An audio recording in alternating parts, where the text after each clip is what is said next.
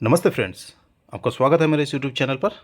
आज 26 अप्रैल 2024 मार्केट ने कैसे कामकाज किया देख लेते हैं। सेंसेक्स ने लगभग 600 पॉइंट डाउन क्लोज हुआ है। निफ्टी 50 को अगर आप देखेंगे तो यहाँ पे भी 150 पॉइंट डाउन में क्लोज हुआ है। निफ्टी बैंक भी 300 पॉइंट के आसपास डाउन होकर क्लोज हुआ है। हालांकि मिड कैप और स्मॉल कैप अच्छा खासा रनअप दिया है।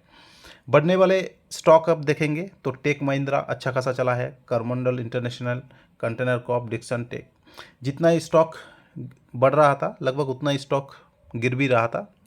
एडवांस एंड डिक्लाइन रेशियो लगभग सेम है ना। और गिरने वाले स्टॉक अब देखेंगे तो L&T technology and services, Bajaj finance 7% से भी ज़्यादा गिरा है। बजाज फिनसर्व 3.5% से भी ऊपर गिरा है। इंडसइंड बैंक ये भी 3.5% के आसपास गिरा है। तो एक अच्छा खासा गिरावट चल रहा है कोर पोर्टफोलियो स्टॉक्स में, like Kotak Mahindra bank, HDFC bank, Bajaj finance, Asian paint, HUL। लगभग सारे बड़े स्टॉक, लार्ज कैप स्टॉक, हाथी स्टॉक, जायंट स्टॉक आप बोल सकते हैं, हर किसी का पोर्टफोलियो में ये स्टॉक होता है। इन स्टॉक के बिना पोर्टफोलियो अधूरा रहता है लगभग। तो ऐसे में एज ए रिटेल इन्वेस्टर अगर आप नए आए हैं तो डेफिनेटली आपका पोर्टफोलियो रेड में क्लोज हो रहा है। मेरा भी पोर्टफोलियो रेड में क्लोज हुआ है। फ्रेंड, आप बता सकते हैं आपका पोर्टफोलियो कैसे परफॉर्म कर रहा है अभी। अगर आपका भी पोर्टफोलियो रेड में क्लोज हुआ है, आप भी सोच रहे हैं कि शेयर मार्केट में मैं निवेश करने आया था, एक अच्छा खासा वेल्थ क्रिएट करने आया था, वैल्यू इन्वेस्टिंग करने आया था, तो यहाँ पर तो मार्केट कंटिन्यू गिर रहा है, बड़े स्टॉक चल ही नहीं रहा है, small cap mid cap stock चल रहा है। ऐसे में हम लोग पोर्टफोलियो बना के क्यों निवेश करें, या लार्ज कैप स्टॉक को क्यों कंसिडर करें। बोलता है लार्ज कैप स्टॉक अच्छा खासा होता है, ज़्यादा गिरता नहीं है। तो अभी तो लार्ज कैप स्टॉक ही गिर रहा है ज़्यादा से ज़्यादा। कल कोटक महिंद्रा बैंक को आप देखेंगे तो 10% से ज़्यादा गिरा। आज बजाज फिनसर्व और बजाज फाइनेंस को आप देखेंगे तो 7% 8% से गिर रहा है, लाइक स्मॉल कैप। तो ऐसे में हम लोग क्यों नहीं स्मॉल कैप और मिड कैप को ही कंसिडर करके चलें, इन लार्ज कैप को रख के फ़ायदा किया हम लोग का पोर्टफोलियो में। तो एवरीथिंग डिटेल में चर्चा करेंगे फ्रेंड्स, बने रहिए हमारे साथ। एक सज्जन ने देखिए कमेंट किया है, अभी इनका कमेंट ले लेते हैं। सर ने कमेंट किया है, sir please discuss Kotak bank. Buying price इनका जो है 1740 में है। I want to invest in bulk in this price as majority of percentage of this stock for 2 years. 2 साल इन्होंने होल्ड करना चाहता है। I also want to start accumulate in this price, please suggest. तो मेरे को लगा डेफिनेटली हर वो रिटेल इन्वेस्टर जो एक कोर पोर्टफोलियो बनाना चाहता है, एक पोर्टफोलियो बना के निवेश करना चाहता है, डेफिनेटली ये स्टॉक या जो इन स्टॉक के बारे में मैंने नाम बताया, डिस्कस करेंगे आगे जाके, तो डेफिनेटली ये स्टॉक होता है। ठीक है, तो क्यों ना इनका बारे में कुछ समझा जाए कि अभी चल क्या रहा है, पूरा मार्केट में हो क्या रहा है। तो एवरीथिंग यहाँ पे हम लोग समझेंगे, बने रहिए हमारे साथ। चैनल पे नया आए हैं तो चैनल को लाइक शेयर एंड सब्सक्राइब करके चलिए, ताकि आने वाला हर वीडियो का नोटिफिकेशन आपका पास टाइमली आए और ऐसे इन डेप्थ एनालिसिस का फ़ायदा उठा पाएँ और अकॉर्डिंगली काम काज कर पाएँ। तो चलिए फ्रेंड्स, शुरू करते हैं आज का ये टॉपिक। तो जैसे आप देख पाएंगे कि कोटक महिंद्रा बैंक पिछले कल न्यूज़ आया था जो जिस वजह से ये गिरा है, तो इनका मेजॉरिटी जो कामकाज ऑनलाइन जो चल रहा था, कस्टमर को ऑनबोर्ड कर रहे थे, इन पे रेस्ट्रिक्शन अभी आ रहा है। The regulator said Kotak had failed to fix its IT system, ठीक है, after being asked to do so continuously over the past 2 years. तो रेगुलेटर का ये प्रॉब्लम था कि आप कंटिन्यू जो ऑन बोर्ड कर रहे हैं और क्रेडिट कार्ड इशू कर रहे हैं, इनका रिगार्डिंग कुछ प्रॉब्लम हो रहा था, इसको फिक्स करने के लिए बोला था। लेकिन 2 सालों से ये कामकाज ठीक से नहीं हो रहा था, इसलिए सेबी इनको थोड़ा पनिश करना चाहते हैं। ठीक है, इस बारे में कोटक बैंक क्या कहते हैं, it would be resolve the matter quickly and assured customers there would not be any interruption of services. ठीक है, तो कोई प्रॉब्लम नहीं है, जल्दी फिक्स हो जाएगा। छोटा मोटा कंपनी नहीं है, ये बहुत बड़ा कंपनी, एक लार्ज कंपनी है। ठीक है, तो अगर आप देखेंगे कि मोस्ट ऑफ द कामकाज जो कोविड का बाद हो रहा था, इन्होंने ऑनलाइन का थ्रू ऑनबोर्ड कर रहे थे, और अभी भी इनका जो है ऑफलाइन में कामकाज चलेगा। Our branches continue to welcome on board a new customer providing them with a bank service apart from the issuance of new credit cards. तो न्यू क्रेडिट कार्ड इनको रेस्ट्रिक्शन में लाया है ऑन बोर्ड सर्विसेज के लिए, जो online services है इनके लिए। तो ये प्रॉब्लम इतना जल्दी आसानी से फिक्स नहीं होगा, ठीक है। इसके बारे में पूरा आर्टिकल आया है फ्रेंड्स, अगर आप समझना चाहते हैं तो इनमें और बढ़िया से आप पढ़िए, ठीक है, और पढ़ के समझ के अकॉर्डिंगली कामकाज कीजिए। मेरे को जो लग रहा है मैं आपसे डिस्कस कर रहा हूँ, आपको समझाने का कोशिश कर रहा हूँ। तो आरबीआई को जो फटकार था ये आप समझने का कोशिश कीजिए कि पिछले 2 सालों से आरबीआई इनको बता रहे थे, ठीक है, कि इनका आईटी रेजिलेंस जो है ये सही नहीं आ रहा था, एज ए सेटिस्फैक्ट्री लेवल में आ रहा था। The bank will undertake the comprehensive external audit with the regulator approval and restriction will be reviewed based on the remediation of all deficiencies, ठीक है, pointed out by the external audit and the RBI observation in the inspection report, ठीक है। तो ये point था basically, ठीक है। According to RBI data, the bank had 5.95 million credit card and 3,42,000 debit card circulation of March 2024 में इतना issue किया। Serious deficiencies and non compliance were observed in their area of IT inventory management, patch and changes management, user access management, vendor risk management, ठीक है, data security and data leak prevention strategy, business continuity and disaster recovery rigour and drill the regulator set.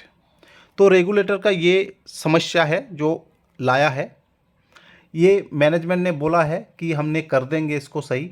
अभी भी offline अगर आप देखेंगे, offline welcome है, offline वो लोग कर रहे हैं, ऑनलाइन नहीं कर पा रहे हैं, ठीक है। तो बेसिकली ऑनलाइन वर्टिकल को थोड़ा सा डिस्टर्ब होगा। अगर आप देखेंगे ये लार्ज कैप स्टॉक होने के बावजूद भी एक अच्छा खासा रिटर्न नहीं दिया है इन्वेस्टर को। 1 साल में 15% नेगेटिव लगभग, ठीक है, 2 साल में भी रिटर्न नहीं, 3 साल में भी 9% से नुकसान, और 5 साल में मिनिमम 16% रिटर्न दिया है, जो कि एक नेग्लिजिबल रिटर्न आप मान के चल सकते हैं। फिर भी अगर आप देखेंगे कि अच्छा खासा कामकाज इस स्टॉक में हो रहा है। कल ये स्टॉक गिरा, अच्छा खासा गिरा, 10% तक गिरा, और फिर भी यहाँ पे 2 करोड़ डिलीवरी उठाया जा रहा है, जो भी 70% तक का डिलीवरी होता है। एक स्टॉक गिरा, उस 10% से उसको 70% डिलीवरी उठाया लिया गया। तो कौन ये उठा रहा है? एक वीक में भी अब देखिए 64% तक डिलीवरी उठाया गया है ऐसे स्टॉक में, और एक महीना में भी। आज का अभी आया नहीं फ्रेंड, आज भी 2 करोड़ का वॉल्यूम कामकाज हुआ है। डेफिनेटली आज भी एक अच्छा खासा वॉल्यूम उठाया गया होगा। आपको पता चले तो आप नीचे कमेंट कर सकते हैं, ताकि सभी का हेल्प आउट हो। तो अगर आप रिटर्न इसका देखेंगे तो रिटर्न जैसे मैंने दिखाया, रिटर्न ये दिया नहीं है, एक रेंज में ये फंसा हुआ है। ऊपर का तरफ से आप देख सकते हैं इस रेंज में, और नीचे तरफ ये इस रेंज में। जब तक ये रेंज ब्रेकआउट नहीं होगा, एक अच्छा खासा रिटर्न ये आपको नहीं देगा, है ना। अभी आपको लगभग 29% डिस्काउंट में ये स्टॉक मिल रहा है, ठीक है। तो ऊपर में 2100, 2150, और नीचे में जैसे है 1600, ये 52 वीक लो है इसका, 1600 का आसपास। कल जो लो बनाया था 1602, उसको ब्रेक करके नीचे नहीं आया है, आज भी नहीं आया है। तो हो सकता है उसको होल्ड करे। अगर नहीं होल्ड करता है तो भी ज़्यादा गिरावट नहीं दिख रहा है मेरे को यहाँ से। वीकली आप रेंज देखिए, जैसे मैंने बताया काफ़ी वीक से एक ही रेंज में ये फंसा हुआ है। जब ये रेंज ब्रेकआउट होगा, डेफिनेटली एक होना ही वाला है, होगा ही होगा कभी ना कभी, तो एक अच्छा खासा रिटर्न आपको देगा। ये स्टॉक ने रिटर्न दिया है प्रीवियसली, अभी कुछ इश्यूज चल रहा है, जैसे आप देखा कि एक रेंज बाउंड में फंसा हुआ है। जब रेंज ब्रेकआउट होगा तो एक अच्छा खासा रिटर्न आपको देगा। Next stock friend, Bajaj finance. Bajaj finance को भी आप देखेंगे तो बजाज फाइनेंस का अभी Q4 जो रिजल्ट है ये एज एक्सपेक्टेशन नहीं आया, आप बोल सकते हैं, ठीक है। इसलिए बहुत सारा ब्रोकर है जो, जैसे मोतीलाल ओसवाल को आप देख सकते हैं, इसको डाउनग्रेड किया है, ठीक है। और भी है आगे ब्रोकर, सपोज यूबीएस को देख लीजिए, इसने मेंटेन किया है सेल रेटिंग को। मैक्वेरी को देख लीजिए, ये मेंटेन किया है न्यूट्रल कॉल, 8100 तक का टारगेट दे रहा है। तो ऐसे मिक्स कामकाज चल रहा है बाज़ार में, ठीक है। आपको चलना पड़ेगा कि अभी जो है मार्केट बहुत ज़्यादा वोलाटाइल है। ये भी अच्छा खासा रिटर्न दिया है, 5 साल में आपको पैसा डबल करके दिया है, लेकिन 1 साल में ज़्यादा चला नहीं, ओनली 11%, और 2 साल में भी नेगेटिव रिटर्न, ठीक है। और यह टिल डेट 1 वीक 1 मंथ हर टाइम फ्रेम में नेगेटिव रिटर्न आपको दिया है। डिलीवरी आप देखेंगे फ्रेंड, यहाँ पे भी एक अच्छा खासा वॉल्यूम उठाया जा रहा है, ठीक है। 53% कल उठाया गया था, आज ये 8% गिरा है, आज ये डाटा आया नहीं, तो डेफिनेटली आप समझ के चलिए यहाँ पे कितना वॉल्यूम उठाया जा रहा होगा। 50% एबव वीक में भी उठाया गया है, तो एक अच्छा खासा वॉल्यूम बेस कामकाज हो रहा है। यहाँ पे भी आपको लगभग 20% डिस्काउंट मिल रहा है फ्रेंड्स, ठीक है।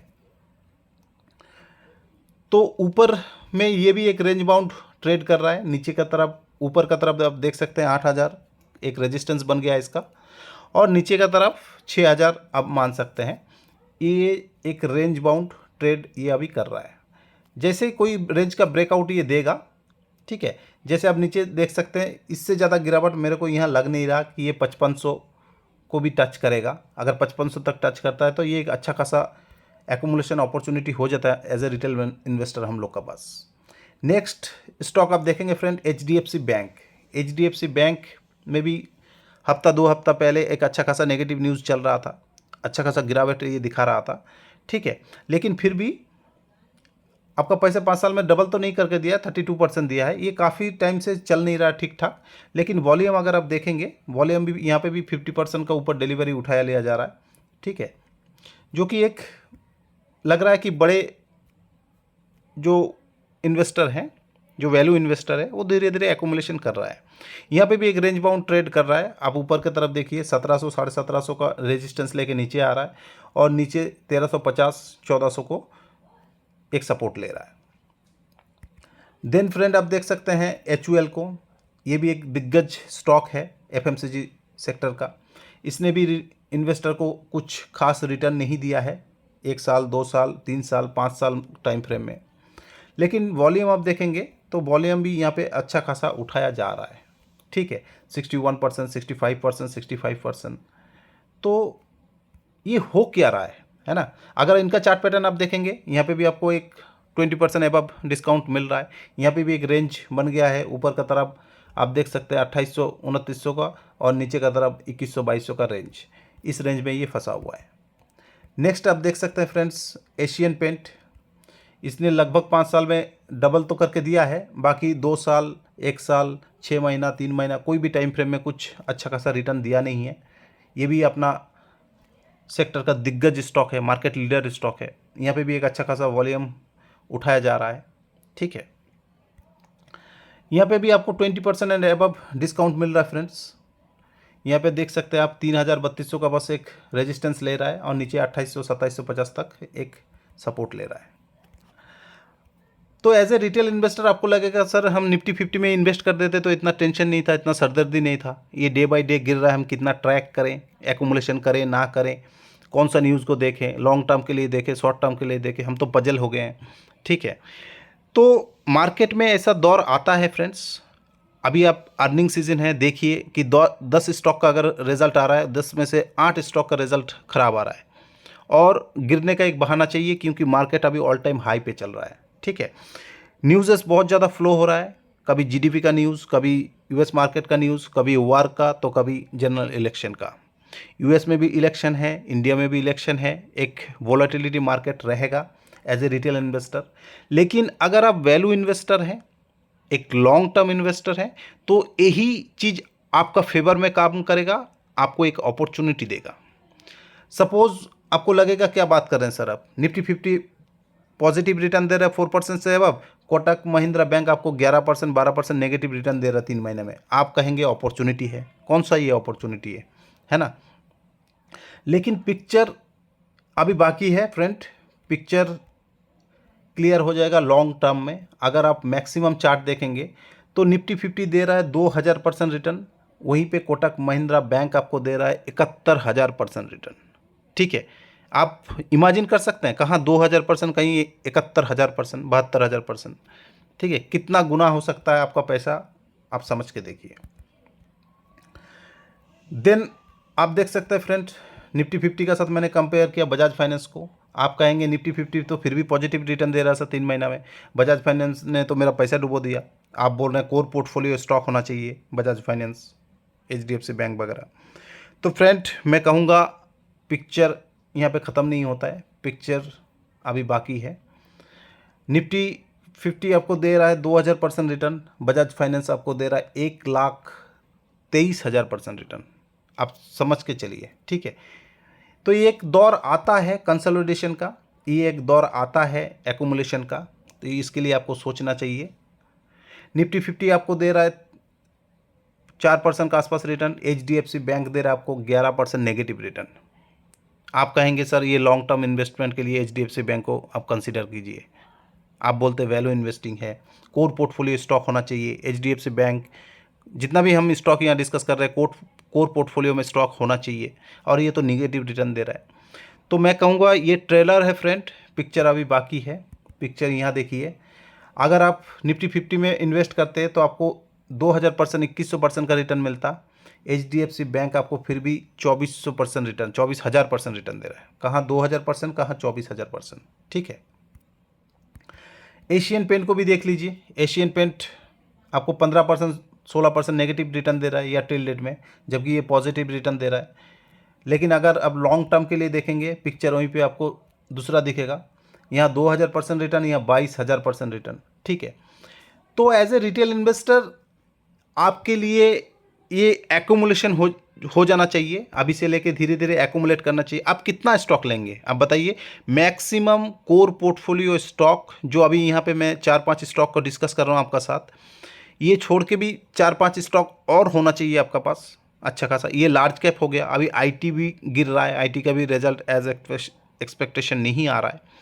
तो IT में अगर आप मिड कैप को कंसीडर करते हैं तो वहाँ पे भी एक अच्छा खासा गिरावट देख रहे हैं, जैसे LTTS हो गया, LTI माइंट्री हो गया, कोफोर्ज हो गया, ठीक है, परसिस्टेंट हो गया। इनमें से 1-2 स्टॉक आपका पास होना चाहिए। तो एक अच्छा खासा एक्यूमुलेशन टाइम चल रहा है, अब धीरे धीरे एक एक करके स्टॉक उठाइए, बल्क बाय ना करें। जिस सज्जन ने कहा था कि बल्क बाय कर लें, तो मैं तो कहूँगा बल्क बाय मत कीजिए सर, क्योंकि कोई भी एक स्टॉक को आप मैक्सिमम 5% से एलोकेशन ज़्यादा मत दीजिए, नहीं तो ओवरऑल पोर्टफोलियो जो है आपको नुकसान करेगा। सच जैसे कोटक महिंद्रा में अभी नेगेटिव न्यूज़ आया कि ऑन बोर्ड नहीं कर सकते ऑनलाइन, तो पता नहीं ये कितना क्वार्टर इम्पैक्ट करेगा। 1-2-3 क्वार्टर अगर इम्पैक्ट कर दिया तो साल भर हो जाता है ना, ठीक होते होते। जब तक आप पजल हो जाएंगे कि ये चल ही नहीं रहा है, दूसरा अपॉर्चुनिटी आपको कहीं और दिखेगा, आप शिफ्ट कर जाओगे, तब वो चलने लगेगा, तब आप मतलब पछताएंगे। हालांकि ये पछतावा का ही मार्केट होता है, पछतावा करना ही है। आप मिड कैप को छोड़ देंगे, लार्ज कैप को पकड़ रहेंगे तो लार्ज कैप नहीं चलेगा। लार्ज कैप से निकल के आप स्मॉल कैप में चले जाएंगे तो स्मॉल कैप गिरने लगेगा, लार्ज कैप चलने लगेगा। तो आपका पोर्टफोलियो अगर बना रहे हैं लंबे समय के लिए, तो धीरे धीरे आप एक्यूमुलेशन कीजिए। जितना भी अच्छा स्टॉक अभी आप अच्छा खासा गिरावट में चल रहा है, मिल रहा है आपको, 1-1, 2-2, 3-3 जैसे आपका पैसा है, एलोकेशन बेसिस, टाइम वाइज और मनी वाइज आप स्प्रेड कर लीजिए और धीरे धीरे एक्यूमुलेट कीजिए, और आने वाले 10 साल, 20 साल, 30 साल के लिए होल्ड कीजिए। आपका एक अच्छा खासा ग्रोथ दिखाएगा, इंडियन इकोनॉमी ग्रो करेगा इन फ्यूचर। बहुत बढ़िया पॉजिटिव न्यूज़ है, 10 साल 20 साल के लिए अच्छा खासा चलेगा। तो ये सब स्टॉक अपना सेक्टर का लीडर है, निफ्टी 50 का स्टॉक है, ये चलना ही चलना है, तभी निफ्टी 50 परफॉर्म करेगा आगे जाके, है ना। तो इकट्ठा बल्क बाय ना करें, मेरा तो मानना ये है। बाकी आप अपना फाइनेंशियल एडवाइज़र को राय लेके काम कर सकते हैं। और ये दिग्गज स्टॉक जो गिरावट में मिल रहा है, ये कोर पोर्टफोलियो का पार्ट होना चाहिए, इसमें मैक्सिमम एलोकेशन होना चाहिए, क्योंकि पोर्टफोलियो ऐसे ही बनाया जाता है, लार्ज स्टॉक में लार्ज एलोकेशन, मिड में मिड एलोकेशन, और स्मॉल कैप में स्मॉल एलोकेशन, और 1-2 माइक्रो कैप आप रख सकते हैं एज ए बूस्टर डोज, ताकि आपका पोर्टफोलियो को वो खींच के ले जाए, अच्छा से ग्रोथ दिखाए, है ना। तो इस टाइप का आप पोर्टफोलियो डिजाइन कीजिए। मैक्सिमम 10 स्टॉक, 15 स्टॉक, 20 स्टॉक को एलोकेट करके चलिए। जितना भी लार्ज कैप स्टॉक मिल रहा है, अगर आपका कन्विक्शन बहुत ही ज़्यादा है तो फिर भी आप 5% से 6, 7, 8, 9, 10, मैक्सिमम 10 तक कर सकते हैं, उससे ज़्यादा ना करें, नहीं तो अगर एक स्टॉक आपका परफॉर्म नहीं करेगा तो ओवरऑल पोर्टफोलियो आपको इम्पैक्ट होगा। जैसे कोटक महिंद्रा बैंक 10% गिरा, आपने कोटक महिंद्रा बैंक को अगर 10% एलोकेशन दे रखे हैं तो एक मैसिव डाउनफॉल दिखाएगा। किसी ने बजाज फाइनेंस को मैक्सिमम दे रखे हैं तो आज उनका पोर्टफोलियो का हालत आप समझ सकते हैं कितना जोर से गिरा होगा। ठीक है, तो ऐसे में आपको होल्ड करने आना भी चाहिए। आप कितना लगाएंगे स्टॉक में? Maximum 50,000, 1 lakh as a retail investor एक स्टॉक में। तो आप धीरे धीरे एक्यूमुलेट कीजिए। आपको लग रहा है कि अच्छा खासा बाइंग अपॉर्चुनिटी है तो बजाज फाइनेंस का आज 2-4 स्टॉक उठा लीजिए। कल और गिरता है 6,000 तक आता है तो और उठा लीजिए। नेक्स्ट दिन और गिरता है 5,000 आता है, 5,500 आता है तो और बाई कर लीजिए। हर गिरावट में आपके पास थोड़ा थोड़ा कैपिटल होना चाहिए एक्यूमुलेशन का, और फिर आपको एक लंबे समय तक होल्ड करने आना चाहिए। अगर आप नीचे लेवल में बाई कर लेते हैं और ऊपर जगह 20% 30% लेके निकल जाते हैं तब भी आपको वेल्थ क्रिएट नहीं होगा फ्रेंड। एक लंबे समय पे ढीठ बनकर आपको बैठे रहना पड़ेगा और जैसे जैसे गिरावट मिलेगा क्वांटिटी ऐड करते रहना पड़ेगा। तो आई होप, आशा करता हूँ फ्रेंड्स आपको समझ में आया है एज ए रिटेल इन्वेस्टर आपको कैसे होल्ड करने आना चाहिए, कैसे पोर्टफोलियो बिल्ड करने आना चाहिए। आपका भी कोई स्टॉक हो जिसके बारे में आपको कुछ समझना है तो नीचे कमेंट कर सकते हैं बेझिझक। मेरे को जैसे ही टाइम मिलेगा मैं आपको गाइड करने का कोशिश करूँगा। वीडियो को लाइक कीजिए, सब्सक्राइब कीजिए, शेयर कीजिए आपका फ्रेंड एंड सर्कल में, ताकि हर किसी को ऐसे वीडियो देखने का मौका मिले और अपने आप का इस गिरावट का दौर पे कन्विक्शन बिल्ड कर पाए और पोर्टफोलियो नुकसान में ना बेचें, क्योंकि जब भी नुकसान में आप बेचेंगे तब भी आपका नुकसान होगा और एक अपॉर्चुनिटी अच्छा खासा वेल्थ क्रिएट करने का वो मौका निकल जाएगा। तो thank you friends, have a nice day.